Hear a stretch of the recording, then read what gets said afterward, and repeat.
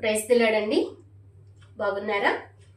సర్వాధికారియు కృపాసత్య సంపూర్ణుడు అయినటువంటి యేసుక్రీస్తు వారి అతి శ్రేష్టమైన నామంలో రెడీమర్స్ రివైవల్ అనే ఈ కార్యక్రమాన్ని వీక్షిస్తున్న మీ అందరికీ కూడా నిండు హృదయపూర్వకమైనటువంటి వందనాలండి.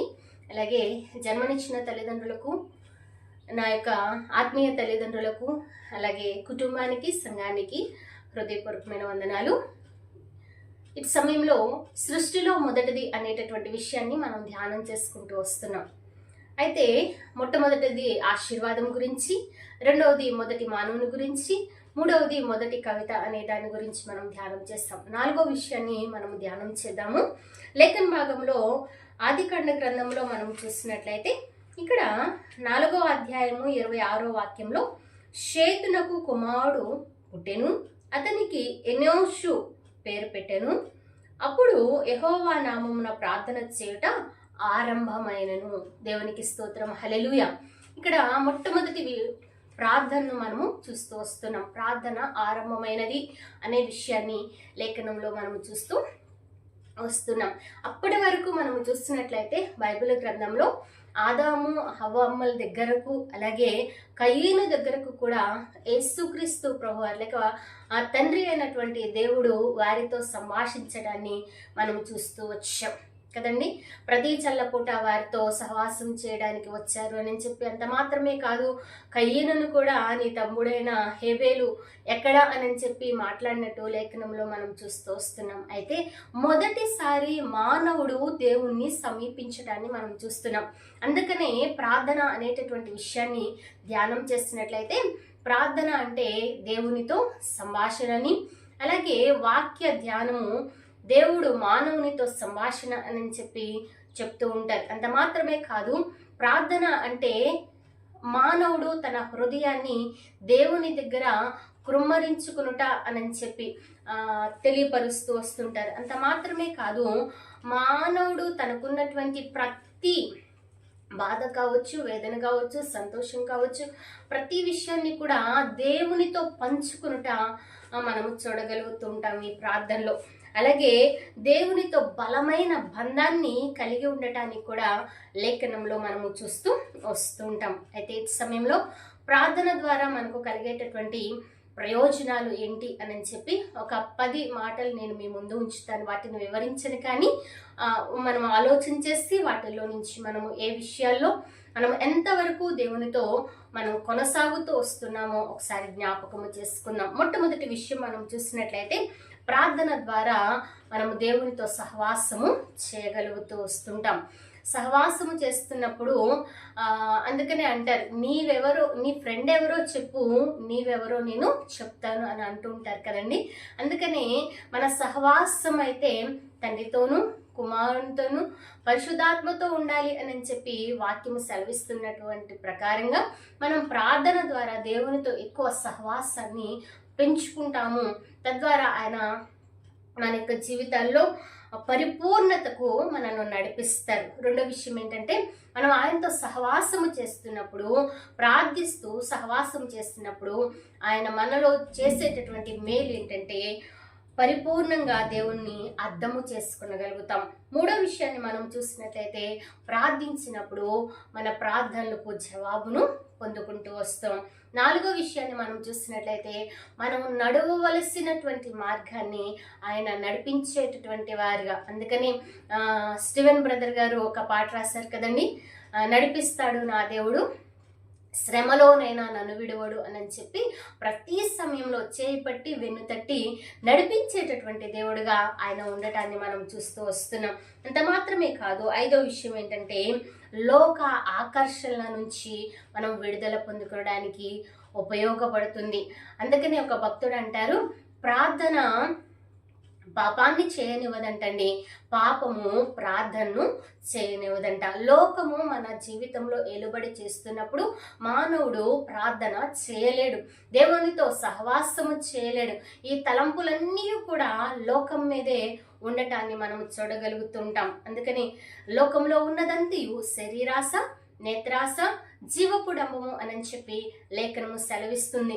అందుకని ఏమి తిందుమా, ఏమి తాగుదుమా, ఏమి ధరించుకుందామా అని వీటి మీద ఆలోచన చేస్తూ ఉంటారు. కానీ మొదట ఆయన నీతిని, ఆయన రాజ్యాన్ని వెతికేటటువంటి వారిగా ఉండాలి అని అంటే ప్రార్థన చేసేవారిగా ఉండాలి అని చెప్పి లేఖనం ద్వారా మనకు అర్థమవుతుంది. ప్రార్థన చేసినప్పుడు వీటన్నిటికన్నా నాకు ప్రథమము దేవుడే అని చెప్పి లోక ఆకర్షణ నుంచి మనం బయటకు వచ్చేటటువంటి వారిగా ఉంటూ ఉంటాం. ఆ తర్వాత ప్రార్థించుట ద్వారా దేవుని చిత్తము జరిగించుటకు సహాయపడుతుంది. ఆరో విషయము దేవుని చిత్తాన్ని నెరవేర్చుటకు. అందుకని దేవుని వాక్యంలో తెస్సలోనిక రాసినటువంటి పత్రికలో మనం చూసినట్లయితే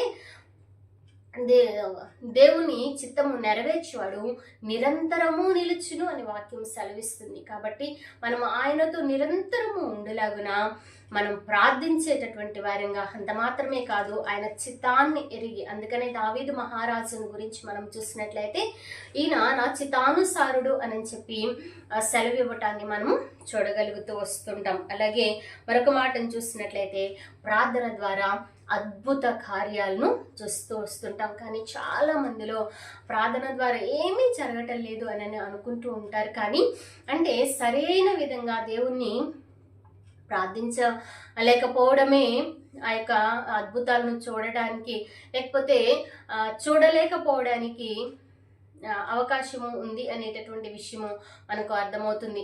సరైన విధంగా ఆయన సమీపించేటటువంటి వారిగా, పైన చెప్పినటువంటి విధంగా ఆయనతో సహవాసం చేయడానికి, పరిపూర్ణంగా ఆయన అర్థము చేసుకోవడానికి, జవాబులు పొందుకునడానికి, అంత మాత్రమే కాదు ఆయనతో నడిపించబడడానికి, ఆయన ఆత్మచేత ఎందరు నడిపించబడతారో వారు దేవుని కుమారులు అనబడతారని వాక్యం సెలవిస్తుంది. కాబట్టి అట్టి విధంగా నడిపించబడడానికి మనము అప్పగించుకున్నప్పుడు, లోక ఆకర్షణ నుంచి బయటకు మనం రాగలిగినప్పుడు, ప్రార్థించినప్పుడు మన యొక్క జీవితాల్లో అద్భుతమైనటువంటి కార్యాలను మనం చూడగలుగుతూ వస్తుంటాం. తర్వాత మనం చూసినట్లయితే ప్రార్థన ద్వారా దేవుని ప్రేమ ఏంటో మనకు తెలుస్తూ వస్తుంది, అనుభవం అవుతూ వస్తున్నది.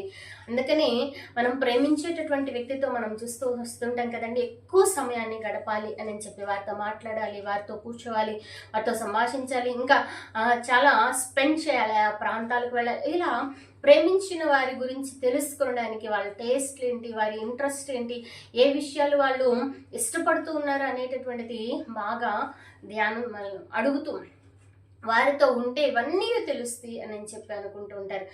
తద్వారా వారి ప్రేమను మరి ఎక్కువగా పొందుకోవాలని. అయితే మన పరమ తండ్రితో మనము ప్రార్థిస్తూ మనం మాట్లాడుతూ వస్తున్నప్పుడు ఖచ్చితంగా దేవుడు ఏమై ఉన్నాడు, ఆయన ప్రేమ ఏంటి అనేది మనకు అర్థమవుతూ వస్తుంది. తర్వాత మనం చూసినట్లయితే ప్రార్థించుట ద్వారా పరిశుద్ధాత్మను పొందుకుంటాము. దేవునికి స్తోత్రం. అందుకనే దేవుని వాక్యంలో మనము చూస్తే అడుగుడి మీకు ఇయ్యబడును, తట్టుడి మీకు తీయబడును, వెదకుడి మీకు దొరుకును, అడుగు ప్రతివానికి దయచేయబడును అని చెప్పి తను అడుగువానికి పరిశుద్ధాత్మను నిత్యముగా దయచేయను అన్న మాటను కూడా లేఖనంలో మనం చూస్తూ వస్తుంటాం. మనం ఏది అడగాలి అని అంటే దేవుని యొక్క ఆత్మచేత మనం నడిపించబడేటటువంటి వారిగా ఉండాలి అని చెప్పి మనం అడగాలి. దేవుని ఆత్మ పొందుకొనున్నట్లుగా మనం ప్రార్థించేటటువంటి వారిగా ఉండాలి అని చెప్పి లేఖన భాగం ద్వారా అర్థమవుతున్నది. ఆ తర్వాత చివరిగా మాటను మనం చూసినట్లయితే ప్రార్థించుట ద్వారా యేసువలే ఆయన స్వారూప్యములోనికి మనము మార్చబడుతూ ఉంటాం. దేవునికి స్తోత్రం, హల్లెలూయా. కాబట్టి ఆయన గుణగణాలతో, స్వారూప్యము అంటే ఆయనకున్నటువంటి గుణలక్షణాలు, క్రీస్తు యేసుకు కలిగిన ఈ మంచి మనస్సు మీరును కలిగి ఉండుడి అని చెప్పి లేఖనము సెలవిస్తున్న ప్రకారంగా ఆయనకున్నటువంటి ప్రేమ, దయ, సమాధానముతో, లేకపోతే క్షమించేటటువంటి గుణముతో తను తండ్రితో ఉండుట మహాభాగ్యం అని ఎంచుకోలేదు. కానీ తను తాను రిక్తునిగా చేసుకుని శిలువ మరణము పొందునంతగా విధేయత చూపాడని వాక్యం సెలవిస్తున్నది. కాబట్టి ఈ విషయాలన్నీ మన జీవితంలో నెరవేర్చబడాలి. ప్రత్యేకించి దేవుడు ఈరోజు మనకిస్తున్నటువంటి వాగ్దానం ఏంటంటే విలాప వాక్యములు 3వ అధ్యాయము 57వ వాక్యాన్ని మనం చూసినట్లయితే, నేను నీకు మొర్రపెట్టిన దినమున నీవు నా యొద్దకు వచ్చితివి,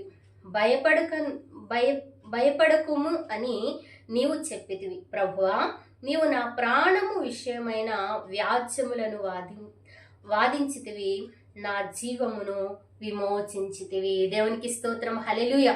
ప్రార్థించుట ద్వారా ఆయన అంటున్నారు కదా, మన యొద్దకు వస్తారంట, భయపడకుడి అని మనకు అభయాన్ని ఇచ్చి, అంత మాత్రమే కాదు మన ప్రాణాలను విమోచించేటటువంటి వారిగా ఉంటారు అని చెప్పి లేఖనం ద్వారా అర్థమవుతూ వస్తున్నది.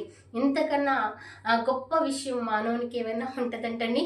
ప్రతి భయములో నుంచి దేవుడు మనల్ని విడిపించి ఆయనే ఈ లోకంలో ఒకవేళ మనుషులు మాట చెప్తారేమో కానీ దేవుడు మాట ఇచ్చి తప్పుటకు నరుడు కాదు. అందుకని 366 సార్లు బైబిల్ గ్రంథంలో లీఫ్ సంవత్సరాన్ని కలుపుకొని కూడా ఉంది అని చెప్తూ వస్తుంటారు.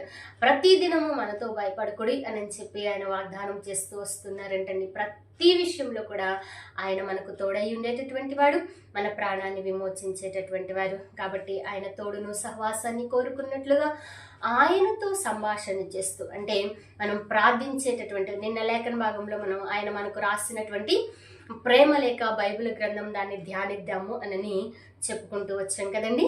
ఈరోజు మనము దేవునితో సంభాషణ చేస్తూ మన భయాలన్నిటిలో నుంచి విడుదల పొందుకుని మన ప్రాణమునకు విమోచనను పొందుకుందాం.